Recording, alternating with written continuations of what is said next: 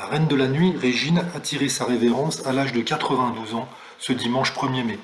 Régine nous a quittés paisiblement ce 1er mai à 11 heures, a annoncé Daphné, la fille de Lionel, le fils défunt de Régine. Elle était née Regina Zilberberg à Anderlecht, de parents juifs polonais, et elle a voué sa vie à faire du monde une fête, comme le révèle le communiqué écrit par son ami de longue date, Pierre Palmade.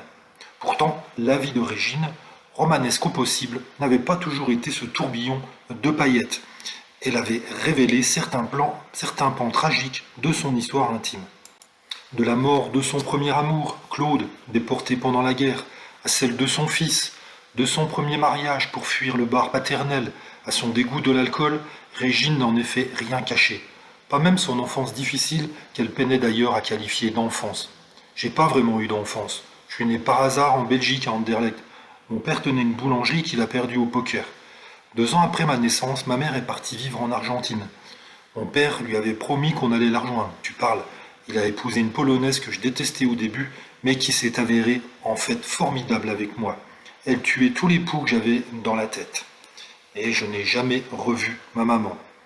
Ma mère a cherché à me revoir, mais j'ai toujours refusé, à cause du bourrage de crâne de mon père, qui affirmait qu'elle nous avait abandonnés. De cette période de l'enfance, Régine disait avoir emmagasiné de la douleur, un carburant utilisé plus tard pour réaliser ses rêves avec le succès qu'on connaît.